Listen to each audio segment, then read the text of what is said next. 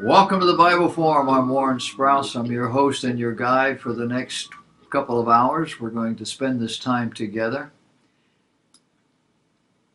Have you ever met anybody who says to you, well, God told me, and then they finish it with whatever it is that they finish it with?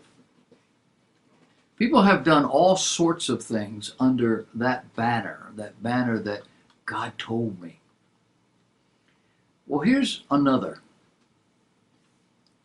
A young mother named Anna worked for a local media outlet, and she emailed a tip to her employer.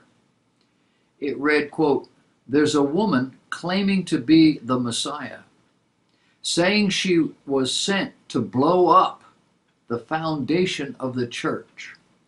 She's got a gun and a child is involved. The address is 4350 Mount Everest Boulevard, San Diego, California." She gives the zip code. "And there's about 70 people in the auditorium of the school where the church service is held." End of quote. Earlier in the month, this particular assailant posted a video where she explained how she was a prophet and had a message for her church, but they would not let her share it.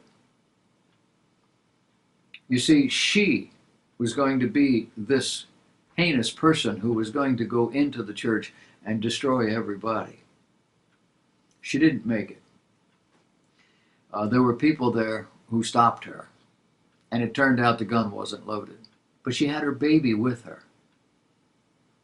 She told the police later, "Well, I had a message to share with my church today. A message that God told me before I even went." You see, God said to her, "Anna, it's not going to be how you imagine it." And she says, "I certainly never imagined that I would never even get a chance to speak, because He told me I was supposed to give a message." In her explanation, the woman added, "They," meaning the people at the church, "told me to go.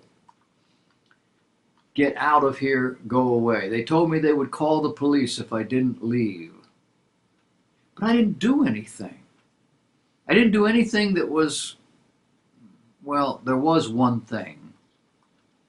I said that I had more authority over the teacher, which is true because God told me I'm His messenger. I'm an apostle. I'm a prophet. And according to the Bible, a prophet and apostle has more authority than the teacher. So I just happened to say that. And that's when they told me I had to go." Now picture this woman. She's up there on the stage or she's somewhere. She's telling them all of this stuff, and the church is saying, "Anna, you can't do that. You have to get out of here. You're not, no. She now, in her own mind, is asking the question. You see how they care about their hierarchy in the church? I was sent there for a reason. Did I mention she had a gun? I did. And her baby was strapped to her chest. And there she was, up on the stage, threatening everybody if they didn't let her speak. Under the authority of God. God told her. Not sure God told her to take the gun. And she was doing pretty good until some men grabbed her and took her away and got the gun out of her hand, which they found out later wasn't loaded anyway. She said on camera, "God told me I'm His messenger. I'm an apostle and a prophet."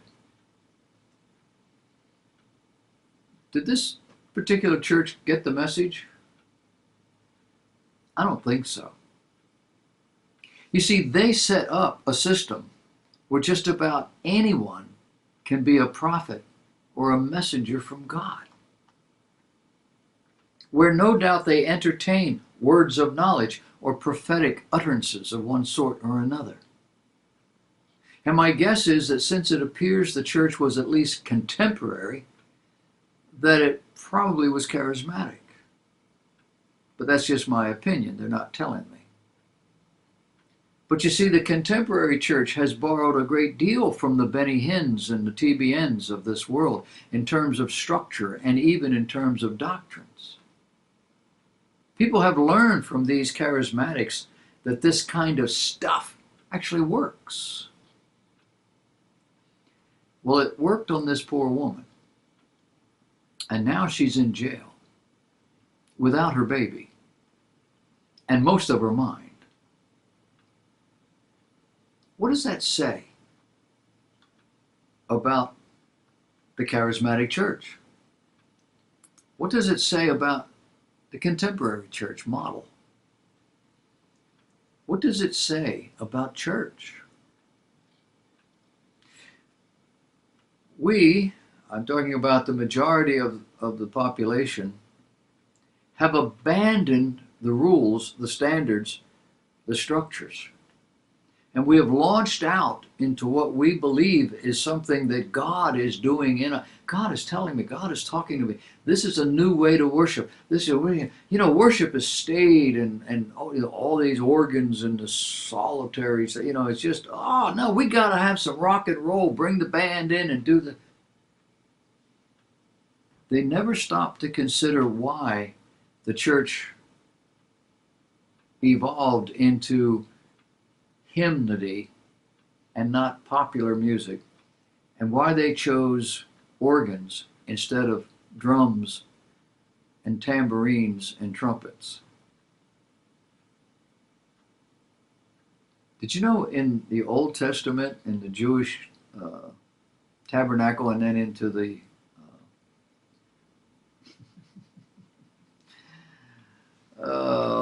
brain freeze, whatever it was they built after they had the tabernacle.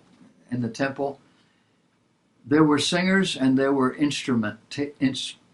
people who played instruments. But there were no horns, no strident instruments, a lot of stringed instruments, soft music. They had horns. The horns called people to worship. The horns called people to battle. But in worship, they didn't have the cacophony. It was soft. And the church mimicked that until the contemporary thing came along. And it was born of the charismatic movement. And now, these people are up on a stage. They've got 6 or 8 piece band behind them. Nobody got dressed for the occasion. Nobody thought it was important enough to put on Sunday clothes. They're up there in their jeans and their tie-dyed shirts. I know that's exaggeration, but that's the idea. Some of them even don't have shoes on. I mean, it doesn't really matter because God looks at the heart, doesn't look at the body. Yeah, he does. How you dress, how you present yourself, how you speak, all that you are and what you project to other people is what you are. And if you dress down, if you dress sloppy, if you speak slovenly, if you're just casual and all that, it communicates a message. And the message is, this isn't important to you either, is it? Go to an opera. You're not gone in your jeans. People dress up. It's black tie. Out of respect. Got more respect for an opera than we do for church. And as a result, you get these crazies who have been taught that God speaks to them directly and they can hear his voice and he tells them to do stuff and it doesn't happen. Doesn't happen. Didn't happen in the days of the New Testament. Rare occasions. God has given us his word. Holy revelation. This is what you need to know. Everything you need to know about God is in that book. I don't need to hear him speak to me. I know he speaks to my heart, but I don't hear it.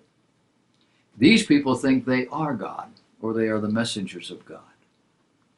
And this is how far they're willing to go. It sounds exaggerated, it sounds extreme, but it's just a little more extreme than what's already going on in the charismatic world. These people do this all the time. How about you?